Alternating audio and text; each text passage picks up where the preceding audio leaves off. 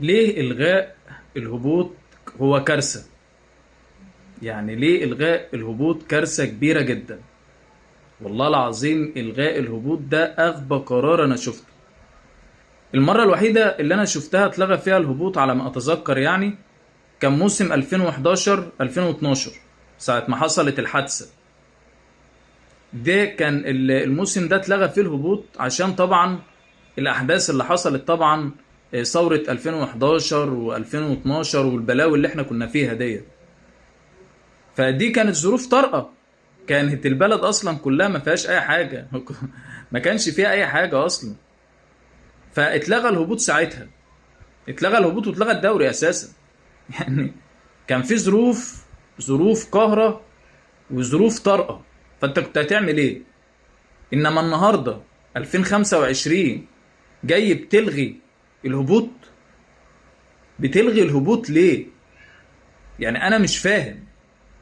بيتلغي الهبوط اصل احنا عشان النادي ده حبيبي والنادي ده قريبي وده كان صاحبي على القهوه. ايه ده؟ ايه الهبل دوت؟ يعني مش فاهم. وده اصل النادي ده اديله 3 نقط وده هو ايه ده؟ ايه الاداره دي؟ في اداره كده؟ يعني في اداره لكوره بالمنظر دوت؟ مش عارف ايه ده. دي الغي الهبوط. يلا الغي الهبوط عشان ناخد قرار وجمع الانديه واعمل اجتماع طارئ عشان نلغي الهبوط. طب ليه؟ محدش عارف. ليه بتلغي الهبوط؟ عشان خاطر اصل الاسماعيلي هيهبط لازم نلغي الهبوط. مفيش كده ابدا. مفيش كده ابدا. يوفنتوس هبط، انديه كبيره هبطت. في السعوديه الاهلي هبط، اهلي جده السعودي هبط. بجد حاجه غريبه جدا يعني. بيلغي الهبوط واهم حاجه ايه بقى؟ عارف بقى الكارثه والمصيبه بقى في ايه؟ دوري استثنائي لمده 4 سنين يا باشا. 4 سنين دوري استثنائي. 4 سنين دوري استثنائي. السنه الجايه هيبقى استثنائي كمان. تخيلوا.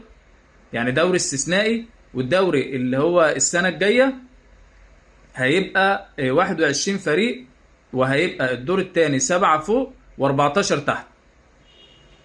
منتهى العك. منتهى العك. وايه؟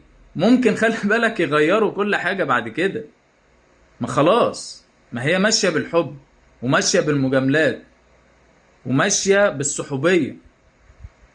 ماشية علاقات في اتحاد الكورة والرابطة، وهم ناس فشل في جميع الأصعدة، في المنتخبات، في البطولات، محلية أفريقية دولية، كله فشل. هو ده اللي لازم يتقال. وعلى فكرة برضو بقول لكم ده مش كلامي. اسأل أي كابتن كده من الكباتن الكبيرة هيقول لك الكلام دوت. بجد حاجة غريبة جدا يعني. يا هي بايظة بايظة أصلا.